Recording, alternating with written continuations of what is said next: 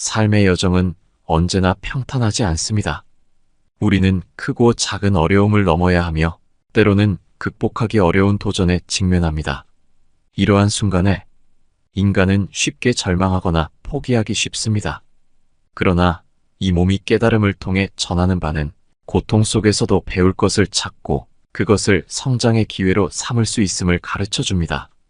여기서 우리는 이 몸이 남긴 가르침 속에서 비롯된 몇 가지 중요한 덕목을 통해 삶의 어려움을 어떻게 극복할 수 있는지, 그리고 그 과정에서 어떻게 성장할 수 있는지를 깊이 탐구해보고자 합니다. 끝까지 시청 부탁드리겠습니다. 삶이 힘들다고 느껴질 때 우리는 종종 그 고통에 압도되어 스스로를 잃고 난다. 그 상황 속에 매몰되어 불안과 두려움에 빠지기 쉬우며 감정이 이성을 지배하게 되면 더 큰 혼란을 야기할 수 있다. 이러한 순간에 필요한 것은 냉정하고 객관적으로 자신을 돌아보는 능력이다. 이는 이 몸이 전한 가르침 중 하나인 자기 성찰과 깊은 관련이 있다. 자기 성찰은 우리가 감정에 휘둘리지 않고 현재의 상황을 제3자의 시선으로 관찰하는 것을 의미한다. 이를 통해 우리는 감정의 소용돌이에서 벗어나 문제의 본질을 파악할 수 있게 된다. 스스로를 등불로 삼아라는 이 몸의 가르침은 이러한 상황에서 큰 힘이 된다. 이는 자신이 자신의 길을 밝혀야 한다는 것을 의미한다. 다른 이에게 의지하지 않고 스스로의 내면에서 답을 찾으라는 이 가르침은 우리가 고통과 어려움을 이겨낼 수 있는 힘을 내면에서 찾을 수 있음을 상기시켜준다. 우리는 종종 외부의 도움이나 지침을 구하고 싶어 하지만 이 몸은 우리가 스스로의 지혜와 통찰을 통해 어려움을 극복할 수 있음을 강조한다. 이는 단순한 독립성의 문제가 아니라 진정한 자립과 자기 발견의 과정이다. 삶에서 고난이 찾아올 때 그것을 단순한 불행으로 받아들이기보다는 그 속에서 배움을 찾으려는 자세가 필요하다. 이 몸은 고통이 때로는 중요한 교훈을 제공한다고 가르쳤다. 이는 우리가 겪는 어려움이 단순히 우연이나 불운이 아니라 우리를 성장시키기 위한 하나의 과정일 수 있음을 시사한다. 우리는 이러한 고난을 통해 자신의 한계를 발견하고 그것을 극복하는 과정을 통해 한층 더 성숙해질 수 있다. 이 몸의 가르침 중 명상은 이러한 배움의 과정에서 중요한 역할을 한다. 명상을 통해 우리는 마음의 고요함을 찾고 내면의 목소리에 귀를 기울일 수 있다. 이는 우리가 직면한 문제의 근본 원인을 파악하고 그에 대한 해결책을 찾는 데 큰 도움이 된다. 명상은 단순히 마음을 비우는 것이 아니라 자신의 내면을 깊이 들여다보고 그 안에서 지혜를 발견하는 과정이다. 우리는 일상 속에서 자주 바깥 세상에 신경을 쓰고 자신이 처한 상황에 대해 불평하거나 불만을 표출하기 마련이다. 그러나 명상을 통해 우리는 그러한 외부의 자극으로부터 벗어나 자신을 온전히 마주할 수 있다. 이 과정에서 우리는 고통의 원인을 이해하게 되고 그것이 단순히 외부적인 요인에 의한 것이 아니라 자신 내면에서 비롯된 것일 수 있음을 깨닫게 된다. 예를 들어 불만이나 분노는 종종 외부 상황 때문이라고 생각하지만 실상은 우리의 기대와 현실 사이의 차이에서 비롯된 경우가 많다. 명상을 통해 우리는 이러한 차이를 이해하고 스스로를 조정할 수 있는 힘을 얻게 된다. 이 몸의 가르침에서는 무상의 원리를 통해 이러한 이해를 더욱 깊이 있게 다룬다. 무상은 모든 것이 변하며 고정된 것은 없다는 것을 의미한다. 이는 우리가 겪는 고통이나 즐거움이 모두 일시적이며 그것에 집착하지 않는 것이 중요함을 상기시켜준다. 우리는 흔히 좋지 않은 상황에 직면할 때 그것이 영원히 지속될 것이라고 생각하고 절망에 빠지기 쉽다. 그러나 이 몸의 가르침에 따르면 이러한 상황은 언젠가 변할 것이며 그것을 받아들이고 흘려보내는 것이 중요하다. 이는 우리가 현재의 고통에 너무 집착하지 않고 미래에 대한 희망을 잃지 않도록 도와준다. 건강을 유지하는 것은 최고의 천성이라는 말은 이러한 가르침과 연결된다.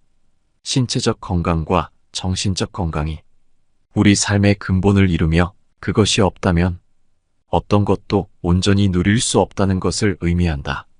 현대 사회에서 우리는 스트레스와 과로로 인해 종 건강을 잃고 만다.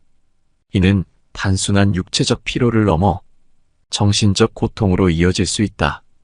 이 몸의 가르침에서는 신체와 마음의 건강이 밀접하게 연결되어 있음을 강조하며 명상과 수행을 통해 이를 유지하는 것이 중요하다고 전했다. 우리가 매일의 삶에서 건강을 유지하기 위해 필요한 노력을 기울여야 함을 의미하며 우리의 삶이 보다 평화롭고 만족스러워질 수 있음을 시사한다. 이 몸의 또 다른 중요한 가르침은 자족의 미덕이다. 자족은 최대의 재산이라는 말은 우리에게 주어진 것에 만족할 줄 아는 것이 진정한 부라는 것을 강조한다. 현대 사회에서는 끝없는 경쟁과 비교를 통해 더 많은 것을 얻고자 하는 욕망이 팽배하다. 그러나 이 몸은 이러한 욕망이 오히려 고통의 원인이 된다고 가르쳤다. 우리는 이미 가지고 있는 것에 감사하고 그것을 충분히 누릴 줄 알아야 한다. 자족하는 마음은 우리의 삶을 보다 안정되고 평화롭게 만들어주며 외부의 조건에 좌우되지 않고 내면의 평화를 유지할 수 있도록 도와준다. 믿음은 최상의 미덕이라는 말은 인간관계에서 신뢰가 얼마나 중요한지를 일깨워준다. 이 몸의 가르침에서 믿음은 매우 중요한 덕목으로 이는 다른 사람에 대한 신뢰뿐만 아니라 스스로에 대한 믿음을 포함한다. 우리는 삶에서 여러 관계를 맺으며 살아가고 이 과정에서 신뢰는 그 관계를 지탱하는 중요한 기둥이 된다. 진정한 친구라면 설명 없이도 우리의 상황과 마음을 이해하고 받아줄 것이다. 반대로 우리의 적이라면 아무리 설명해도 우리의 입장을 이해하지 못할 것이다. 따라서 불필요한 설명이나 변명에 집착하기보다는 스스로에 대한 믿음을 바탕으로 한 행동과 결정을 내리는 것이 중요하다. 이와 관련하여 항상 자신에 대해 설명하려 애쓰지 말라는 이 몸의 가르침은 불필요한 방어적 태도를 버리고 자신을 있는 그대로 받아들이라는 메시지를 전달한다. 우리는 종종 타인의 시선이나 평가에 민감하게 반응하며 스스로를 변명하거나 정당화하려고 한다. 그러나 이 몸의 가르침에 따르면 진정한 자아는 외부의 평가나 시선에 의해 정의되지 않으며 우리의 내면에서 비롯된다. 우리는 자신을 있는 그대로 받아들이고 타인의 평가에 휘둘리지 않는 것이 중요하다. 이는 우리가 스스로를 존중하고 자아의 가치를 외부에서 찾지 않으며 진정한 자유를 얻는 길이기도 하다. 또한 욕심은 수많은 고통을 부르는 나팔이라는 말은 욕심이 우리에게 얼마나 큰 고통을 초래하는지를 상징적으로 표현하고 있다. 욕심은 인간의 끝없는 욕망을 자극하며 그로 인해 우리는 끊임없는 갈등과 고통에 시달리게 된다. 이 몸은 이러한 욕심을 버리고 자족과 절제를 통해 마음의 평화를 얻으라고 가르쳤다. 욕심을 부리는 자는 아무리 많은 것을 가져도 만족할 줄 모르며 그로 인해 더 큰 고통을 겪게 된다. 이는 우리가 욕망을 다스리고 그로 인해 삶의 질을 높일 수 있는 방법을 모색해야 함을 의미한다.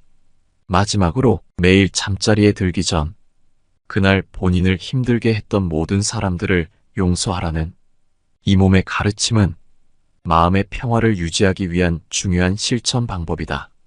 우리는 하루 동안 다양한 사람들과 사건을 겪으며 때로는 상처를 받고 분노를 느낄 수 있다. 그러나 이러한 감정들을 품고 잠자리에 들면 그 감정들이 우리의 마음을 어지럽히고 심지어 우리의 꿈속까지 영향을 미칠 수 있다. 이 몸의 가르침은 이러한 감정을 해소하고 마음을 깨끗하게 유지하는 것이 중요하다고 전한다.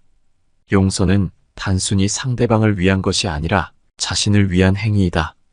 용서를 통해 우리는 마음의 짐을 내려놓고 보다 가벼운 마음으로 새로운 하루를 시작할 수 있게 된다. 오늘 준비한 석가모니의 지혜는 여기까지입니다.